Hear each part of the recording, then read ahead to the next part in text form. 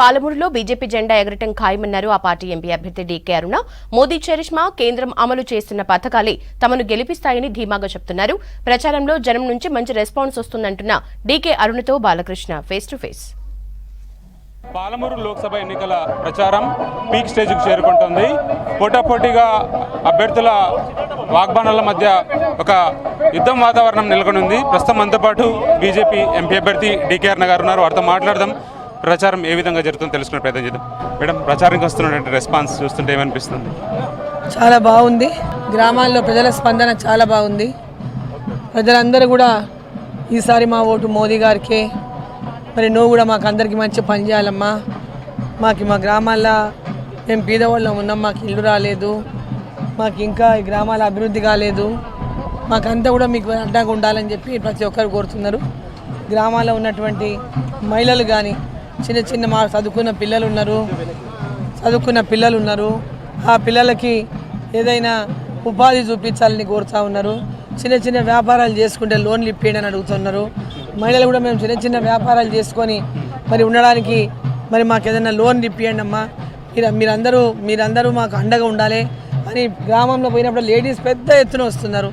అదేవిధంగా రైతులు కానీ యువకులు కానీ చాలా బ్రహ్మాండమైన స్పందన ఉంది ప్రజల లోపల.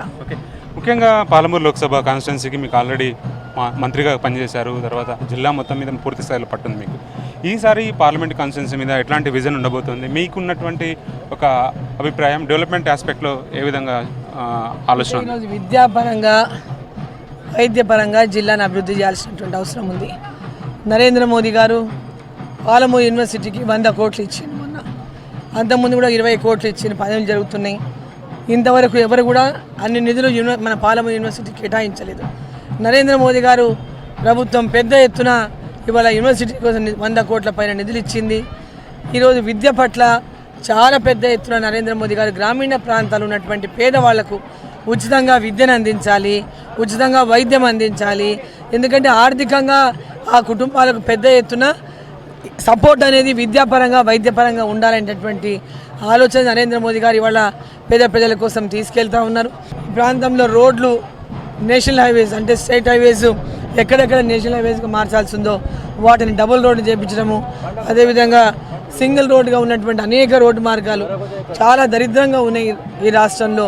సో ఈరోజు ఈ పార్లమెంట్ సెగ్మెంట్ అనే కాకుండా ఉమ్మడి జిల్లా కూడా ఎక్కడెక్కడైతే రోడ్లు అవసరం ఉన్నాయో, ఎక్కడెక్కడైతే పెద్ద ఎత్తున ప్రజల సౌకర్యం కోసం ఈ రోడ్స్ను విస్తరించాల్సిందో వాటి విస్తరణ చేపడతాం. డీకే అరుణ గారు జాతీయ ఉపాధ్యక్షురాయలేరు కానీ పాలమూరు రంగారెడ్డి ప్రాజెక్టుకి జాతీయ హోదా తీసుకురాలేరు అని చెప్పి విమర్శలు చేస్తున్నారు కాంగ్రెస్ పార్టీ నాయకులు. జిల్లా ప్రజల అభివృద్ధి కోసం అహర్నిశలు పదవిలో ఉన్నా పదవిలో లేకున్నా పాటుపడింది, పనిచేసింది డీకే అరుణమ్మని. పేద ప్రజల కోసం అహర్నిశలు, రైతుల కోసం అహర్నిశలు కృషి చేస్తున్నది కూడా డీకే అరుణమ్మని ప్రజలకు తెలుసు. ఈరోజు పాలమూరు రంగారెడ్డి విషయంలో నేను ఒకటే డిమాండ్ చేస్తా ఉన్నా. ఈ పాలమూరు రంగారెడ్డి ప్రాజెక్టును ఆ రోజు నేను శాంక్షన్ చేయించింది ఈ మామునార్ పార్లమెంట్ సెగ్మెంట్లో నీళ్ళు ఇవ్వడం కోసం, పాలమూరు పార్లమెంటులో సాగునీరు అందించడం కోసం ఈ ప్రాజెక్టును తీసుకొచ్చినాం.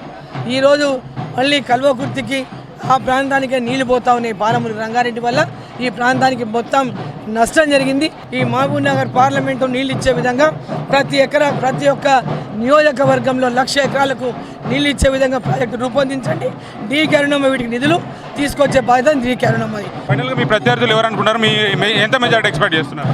రూలింగ్ పార్టీ ఉంది కాబట్టి వాళ్ళు పెద్ద ఎత్తున ఖర్చు పెట్టి డబ్బులు పంచి గెలవాలనే ప్రయత్నం చేస్తూ ఉన్నారు.